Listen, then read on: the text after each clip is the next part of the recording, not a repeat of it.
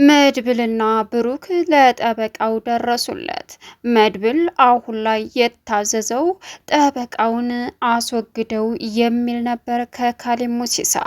መጨረሻ ላይ መድብል እኔ ጠበቃውን አምጥቼ ልስጥህ፣ ማስወገድ አልችልም፣ አንተ አስወግደው ሲለውም እሺ ይዘህሊና የቁም ስቃይ ነው የማሳየው በማለትም መድብል ለጠበቃው ሲልም ለካሌብ ሙሲሳ አሳልፎ ከሰጠ በኋላ መጨረሻ ላይ ግን ብሩክን በዚህ ግባ በማለትም አሁን ላይ ብሩክ የካሌብ ሙሲሳን ደም ስሩን ካለ በኋላ መጨረሻ ላይ ጠበቃውን ነጣ አውጥተው ጀግኖቹ ወደ ቤታቸው ተመለሱ።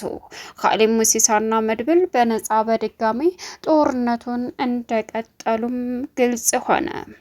የካሌብ ሙሲሳ ጭካኔ አሁን ላይ መድብልን ለመበቀል ስለሆነ አሁን አንድ ጊዜ እጀ ግባ እንጂ እንደ ገብስ ቆሎ እሽት አድርጌ ነው የምጨርስህ እያለም ሽት አድርጌ ቆርጥሜ እበላሃለሁ እያለም ነበረ።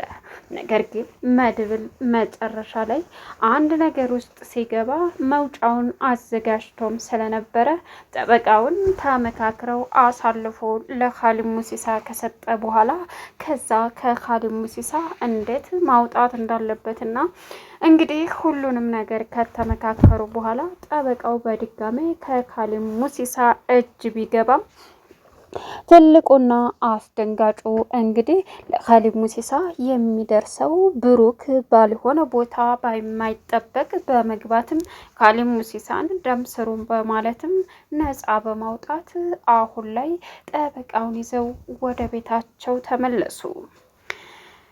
ካሌብ ሙሲሳ የመጨረሻ እንግዲህ እየተናደደና እየተበሳጨም ቢገኝም መድብልን ማጥመድ ቀላል እንዳልሆነ ጠንቅቆ እንዲረዳም አደረገ። ሰላም ውድና የተከበራችሁ የዙዙነት ሚዲያ ቤተሰቦች እንዴት ናችሁ? ሰላማችሁ ይብዛልኝ። ለዚህ ቻናል አዲስ የሆናችሁ ሰብስክራይብ እያደረጋችሁ ቪዲዮውን እስከ መጨረሻው ተከታተሉ። በጉጉት ስንጠብቀው የነበረው ምሳሌ ቀጣይ ፓርት ይዘን መጥተናል። እንግዲህ ካሌብ ሙሲሳ አሁንም በድጋሚ መድብልን ለመበቀል የሚሄድበት መንገድ እጅግ በጣም አሳሳቢና አስደንጋጭ ነበረ። ካሌብ ሙሲሳ ቢያዘውም መድብል ግን ለሱ ብዙ ነገር ያደረገና ወይም ደግሞ ታማኝ አገልጋይ መስሎ ቢቀርብም ካሌብ ሙሲሳም አሁን ላይ መድብልን ለመበቀል አንድ ጊዜ እጅ ግባ እንጂ አንተ መቼም ከእኔ አታመልጥም፣ እንደ ገብስ ቆሎ አሽቼ ቆረጥምሃለሁ እያለ በደስታ በሚጠባበቅበት ሰዓት መድብል እና ብሩኬ ከተመካከሩ በኋላ እንዲሁም ጠበቃውም መጨረሻ ላይ ሁሉንም ተመካክረው ከጨረሱ በኋላ ጠበቃውን ለካሌብ ሙሲሳ አስረከቡ። ካሌብ ሙሲሳ አሁን ላይ ጠበቃውን እኔ ራሴ ደምህን እጠጣዋለሁ እያለ ሲጎረርም ብሩኬ ዘሎ በመግባት ደም ስሩን በማለትም ጠበቃውን ነጣ አውጥተው ወደ ቤታቸው መመለሳቸው እጅግ በጣም ግልጽ ነው።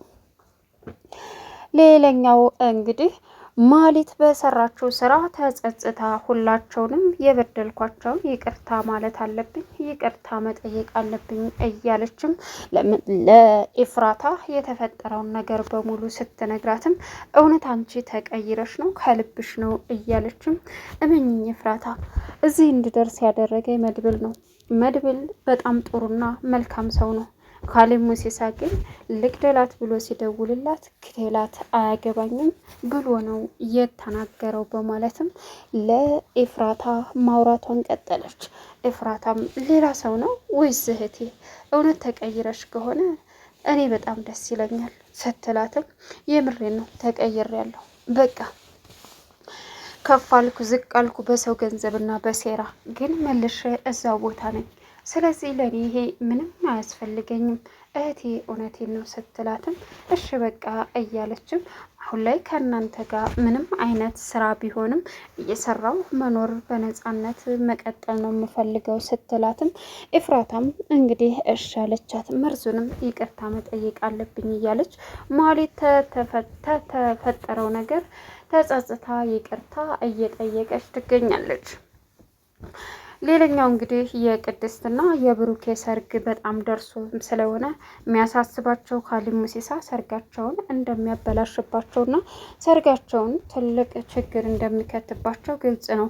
ሰርጉን ከመሰረጋቸውና የሰርጉ ፕሮግራም ከመድረሱ በፊት ግን ካሌብ ሙሲሳን አንድ ነገር ማድረግ ስላለበት መድብልም አሁን ላይ ከሱ ጋር ተባብሮ የሚሰራም በመምሰልም ነገር ግን መጨረሻ ላይ ትልቅ ድባቅ ለመምታትም ዝግጁ ሆኖ ባለበት እንግዲህ አሁን የካሌብ ሙሲሳ ከባዱ ጥያቄ ዝናንና ጠበቃውን አስወግድ ዘሩባቤል እያለ እንግዲህ መድብልን ትልቅ ጭንቀት ውስጥ ከቶት ይገኛል። መድብል ደግሞ በፍጹም የሰው ነፍስ አይደለም የጠበቃውን ይቅርና የዝናን እንኳ ማጥፋት አይፈልግም። አሁን ላይ እጅግ በጣም የተሰጠው ጥያቄ ለመድብል አስደንጋጭና አስበርጋጊ ነበር። ጠበቃውና እንግዲህ መድብል እየተወያዩ ባሉበት ሰዓት ከጠበቃው ጋር ምን እየሰራህ ነው? ለነገሩ ጥሩ አጋጣሚ ነው፣ ደስ የሚል አጋጣሚ ነው ዘሩባቤል። ጠበቃውን በእጅህ አንተ ራስህ ታጠፋዋለህ ሲለው ምን አለው? በእርግጥ አዎ፣ ተሱ ተጠበቃ ጋር ምን እየሰራህ ነው? የሚከታተለኝ ሰው አኑረሃል ማለት ነው? ግድ ነው እኮ ስለዚህ እኔ እናንተ አስተማማኝ ስራ እንድኖረን ግዴታ እኮ አንተን በደንብ ማወቅ አለብኝ ዘሩባቤል ሲለውም ካሌብ ምን እያልክ ነው አለው። ለማንኛውም ደስ ይላል፣ በዛው ጨርሰው እንድትመጣ ነው የመጀመሪያ ስራ። እሱን እዛው በቆመበት አስወግደህ፣ ሁለተኛው ስራህ ደግሞ ዝናን አለበት ቦታ እንድታስወግደው ነው። በአንዳንድ ሰዎች እንዝላልነት ዝና በህይወት መቆየቱ ለእኔ ሰላም ይነሰኛል ሲለውም መድብል የመጨረሻ ደነገጠ። ጠበቃውም ምንናሃል ምንድን ነው እያለ መጠየቅ ሲጀምርም ይህ ልምዝምዝ ጠበቃ በእኔ ላይ ሊመሰክር እየተራራጠ ነበረ። ስለዚህ አሁን እስተንፈሱን አቋርጠ በዛ በኋላ ነው እኔ እናንተ የምንስማማው ሲለውም በቃ እደውላለሁ በማለትም መድብል ለካሌብ ሙሲሳ መለሰለት። ዘሩባቤል አሁን ላይ በእጅ ውስጥ ነክ ምንም ልታደርግ አትችልም፣ እንደ ገብስ ቆሎ እያሸው በላለሁ እያለም እንግዲህ መመጻደቁን ቀጠለበት። አሁን ላይ መድብል ትልቅ ወጥመድ ውስጥ ገብቶ ይገኛል። ሌላኛው እንግዲህ ሉላ አሁን ነብሰ ጡር ሆና እያቅለሸለሻት ትገኛለች። ሉላ ባልተጠበቀ ሁኔታ ይሄ ነገር ምንድን ነው ሲላትም በቃ ያልፈለግኩት ማለት የበላሁት ምግብ አልተመቸኝም አለችው። በድጋሚ ያን አይነት ነገር ሲያይም ሞገስ እንዴ ይሄ ነገር እውነት ነው እንዴ እያለ እንግዲህ ሉላ በእርግጥ ጸባዋ መነጫነጭ እንዲሁም ደግሞ አንዳንድ ጥያቄዎች አብዝታበታለች ሞገስ ላይ። ሞገስ የመጨረሻ ምን ነሻል አረግሽ እንዴ እያላት ልጅ ባረግዝስ አትፈልግም እንዴ? ለምንድን ነው የማልፈልገው ሲላትም እኔም ነቀለሁ ስትለው ልጅ እኮ የፈጣሪ ስጦታ ነው፣ ለምንድን ነው የማይፈለገው? ምን አስበሽ ነው ሉላዬ እያለ ባለበት ሲያስመልሳት እውነትም ይሄ ነገር ልክ ነው እንዴ እያለ እንግዲህ ነገሩን ሁሉ ማሰብ ጀመረ። ግን ደግሞ አሁን ላይ የካሌብ ሙሲሳ ጦርነት በማናቸውም መካከል ሰላም ሊሰጣቸውና ህይወታቸውን በስርዓት እንዳይኖሩ ያደረጋቸው መሆኑን ሲረዳ ፈጣሪ ሆይ በቃ ምን ማድረግ ነው እያለብኝ እያለ ሞገስ እየተጨናነቀ ይገኛል። ሌላኛው አሁን ላይ ቅድስት እንግዲህ ደስተኛ ሆናለች። ምሳሌም እንደዛው ሁላቸውም ሰርጉ ደርሶ ተጋብተው እውነት ባልና ሚስት ሆነው የወደፊት ህይወታቸውን የሚቀጥሉበት ቀን በጣም ናፍቋቸዋል። ምክንያቱም እስከ ዛሬ በዝና አሁን ደግሞ ካሌብ ሙሲሳ በሚባል አረመኔ ሰው መሆኑን ሲያቁም የመጨረሻ ልባቸው አዝኖና እየተናደዱ ይገኛሉ። ብሩክ ግን አሁን አንተን በፍጹም ብቻህን አልተውህም ሲልም መድብል እዚህ መካከል አትግቡ፣ እናንተ ህይወት ያላችሁ ናችሁ፣ እኔ መጨረስ ያለብኝን ነገር እጨርሳለሁ ሲልም ጠበቃው በእርግጥ እንደ ጸጥ ሊል ቻለ። የሆነ ነገር አስቧል። ስለዚህ እሱ ወጥመድ ውስጥ አትግባ እያሉ መድብልን ይጎተጉቱት ነበር። መድብል ግን በፍጹም አሁን እኔና ካሌብ ጥሩ ሰዎች ሆነናል። አብረን ልንሰራ ተገደናል። በቃ ተነጋግረን ጨርሰናል። ሌላ የሚፈጠር የለም። ሁሉንም እውነታ ወደፊት ለመጋፈጥ ዝግጁ ሆኗል። በቃ አለቀ ሲልም አይ አይ አይ አይ መድብል የሆነ ነገር አቅዶልሃል። ስለዚህ ራስን መጠበቅ አለብህ። እባክህ እንድናግዘህ ፍቀድልን እያለ እንግዲህ ብሩክ ቢለምነው መድብል ግን የማይታሰብ ነው አሻፈረኝ በማለቱ አሁን ላይ ትልቅ ከካሌብ ሙሲሳ ወጥመድ ውስጥ በመግባትም መቼም ቢሆን ነፃነት እንደማይኖረው ግልጽና ግልጽ ነው። መድብል በሚያሳዝን ሁኔታ አሁን መድብል እነሱን አጥፋ በመባሉ የመጨረሻ ጭንቀት ውስጥና መከራ ውስጥ ይገኛል። እያለቀሰ ቢገኝም በእነዚህ በሁለቱ በፍጹም ተረጋግቶ ሊያጠፋቸው ይቅርና ሀዘናቸውን ማየት አይፈልግም። የመድብል ልቡ ንጹሕ ስለሆነ እየተፈጠረ ያለው በላዩ ላይ ሌላ ትልቅ ችግር ግልጽና ግልጽ ነው። ብሩክ ህይወቴ ተስተካከለ፣ ህይወቴ ጥሩ ነገር ሆነ ብሎ ሲያስብ በላዩ ላይ ግን እየመጣ ያለበት ችግር በቃ እሱና ቅድስት የወደፊት ህይወታቸውን አብረው እንዳይኖሩ እንደሚፈጠር ግልጽ ነው።